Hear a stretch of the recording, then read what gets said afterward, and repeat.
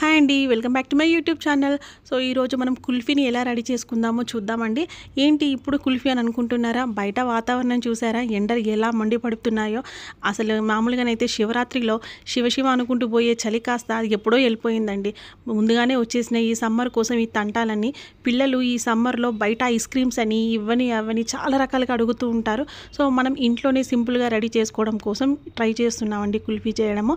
Already మీలో చాలామందికి తెలిసే ఉంటుంది, బట్ కొంచెం గ్యాప్ వచ్చింది కదండి, మళ్ళీ ఒకసారి చూసేద్దాం. ఓకేనా? ఈ వీడియోని ఎండ్ వరకు చూడండి.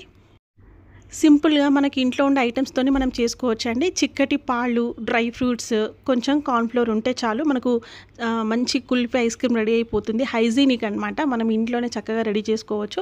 సో ముందుగా పాలని బాగా మరిగించేసుకొని డ్రై ఫ్రూట్స్ అన్నింటిని కూడాను గ్రైండ్ చేసేసుకోవాలి. కొంచెం పలుకులుగా చేసుకున్నట్టయితే ఐస్ క్రీమ్ తింటున్నప్పుడు నోటికి తగిలి టేస్ట్ అనేది బాగుంటుంది. అండ్ కొంచెం కార్న్ఫ్లోర్ని కూడా పాలతో కలిపి ఉండలు లేకుండా మనం రెడీ చేసి పెట్టుకోవాలి. ఆ తర్వాత వచ్చేసి మరుగుతున్నటువంటి పాలల్లో మనం ముందుగా గ్రైండ్ చేసి పెట్టుకున్నటువంటి డ్రై ఫ్రూట్స్ని వేసి 3 to 5 minutes మధ్యలో సిమ్లో మనం చక్కగా వాటిని ఉడికించాలండి. అలా 3 to 5 minutes ఉడికిపోయిన తర్వాత అప్పుడు మనం కావాల్సినంత షుగర్ని వేసుకోవాలి. షుగర్ అనేది మన ఇష్టం అండి, ఎందుకంటే ఆల్రెడీ చిక్కటి పాలు తీసుకుంటున్నాం కాబట్టి దాంట్లో కొంచెం స్వీట్నెస్ అనేది ఉంటుంది. సో నేనైతే ఒక 5 to 6 tablespoons అలాగా తీసుకున్నాను షుగర్ని. ఈ షుగర్ వేసిన తర్వాత చక్కగా మెల్ట్ అయ్యే వరకు కూడాను హీట్ చేసేసుకొని లాస్ట్లో మనం ముందుగా రెడీ చేసి పెట్టుకున్నాం కదండి ఈ కార్న్ఫ్లోర్ లిక్విడ్, ఆ లిక్విడ్ని మనం అందులో వేసేసుకోవాలి. ఎప్పుడైతే మనం కార్న్ఫ్లోర్ లిక్విడ్ని వేస్తామో ఆల్మోస్ట్ మన కుల్ఫీ ఐస్ క్రీమ్కి కావాల్సినటువంటి ప్రిపరేషన్ అంతా కంప్లీట్ అయిపోయినట్టే.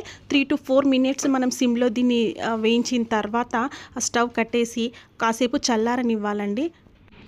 పిల్లలు డైరెక్ట్గా డ్రై ఫ్రూట్స్ అనేది తీసుకోరు. మనము జనరల్గా లడ్డు, డ్రై ఫ్రూట్ లడ్డు లేదా ఇలా ఐస్ క్రీమ్లోనూ ఏదో ఒక రకంగా వాళ్ళకి పెట్టే ప్రయత్నం అనేది చేస్తూ ఉంటాం కదా. కానీ ఈ విషయంలో మాత్రం నేను ఎప్పుడు ఫెయిల్ అవుతూ ఉంటానండి మా పిల్లల విషయంలో, ఎస్పెషల్లీ మా చిన్నదాని విషయంలో. లాస్ట్లో ఏం చేసిందో ఒకసారి చూడండి. ఈ రకంగానైనా డ్రై ఫ్రూట్స్ ఉన్నటువంటి ఐస్ క్రీమ్ తింటారు కదా ఇష్టంగా అనుకుని నేను చేస్తే చివరికి మా చిన్నది నాకు పెద్ద షాక్ ఇచ్చింది. అదేంటో మనం లాస్ట్లో చూద్దాము.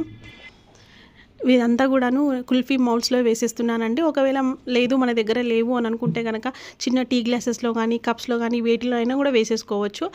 ఇప్పుడు నేను వీటన్నిటిని ఫిల్అప్ చేసి ఫ్రిడ్జ్లో పెట్టేస్తున్నాను. మినిమం 4 hours అలాగా ఉంచాము అని అంటే కనుక ఐస్ క్రీమ్ మనకి రెడీ అయిపోతుంది. జనరల్గా మా పిల్లలు బయట ఫుడ్ తినడం అనేది చాలా తక్కువ. అందులోనూ ఇంకా మా పెద్ద అమ్మాయి అయితే అసలు ఇంకేది అడగదు, ఇంట్లో ఏది ఉంటే అదే అడ్జస్ట్ అయిపోతూ ఉంటుంది. ఏదైనా తనకి తినాలి అనిపిస్తే మోస్ట్గా అయితే ఇంట్లోనే రెడీ చేసి ఇవ్వమంటుంది, కానీ బయట ఫుడ్ కావాలని అడగరనమాట. ఒకసారి మా చిన్నదాని ఐస్ క్రీమ్ చూసారా ఎంత ప్లెయిన్గా ఉందో. అసలు అయితే అది నేను చేసిన కుల్ఫీ కాదండి, తనే ఓన్గా బాదం మిల్క్ బాటిల్ తెచ్చుకొని వాళ్ళ డాడీని అడిగి ఆ మౌల్డ్లో అది వేసేసుకొని సపరేట్గా రెడీ చేసుకుంది. ఇదే నాకు ఇచ్చిన పెద్ద షాక్ అనమాట. నేను ఒకటి చేయాలనుకుంటాను, తను ఒకటి చేస్తుంది. ఎప్పుడు కూడాను నేను మా చిన్న పాప విషయంలో ఫెయిల్ అవుతూనే ఉంటా. నేను పెట్టే ఫుడ్ కానివ్వండి, నేను చెప్పే పనులు కానివ్వండి, నా మాటలు కానివ్వండి, ఏది కూడాను వినదు. ఏదైనా అని అనుకుంటే కనుక అది మా పెద్ద పాపే. పాపం తను మాత్రం నా మాట చక్కగా విని ఏదైనా సరే అన్నింటికి అడ్జస్ట్ అవుతూ ఉంటుంది. ఇంకా మా పెద్ద పాప తినేది అయితే పర్ఫెక్ట్ కుల్ఫీ అనమాట. మా చిన్న పాపది నాకు సంబంధం లేదు, అది దానికి నచ్చింది చేసేసుకుంది. ఇదండి ఈరోజు మన కుల్ఫీ. సో దీన్ని చాలా ఈజీగానే ప్రిపేర్ చేసుకోవచ్చు. చూసారు కదా, ఎవరైనా కనుక ఈ ప్రాసెస్ ఇంకా కూడా తెలియదు, ట్రై చేయాలంటే భయం వేస్తుంది అనుకున్న వాళ్ళు చాలా ఈజీగా చేయవచ్చు. ఎందుకంటే ఇప్పుడు చేసిన ఈ ప్రాసెస్ అంతా కూడా మా పెద్ద అమ్మాయి చేసింది, నేను చెప్తూ ఉంటే చేసింది కాబట్టి. Thank you for watching. Bye.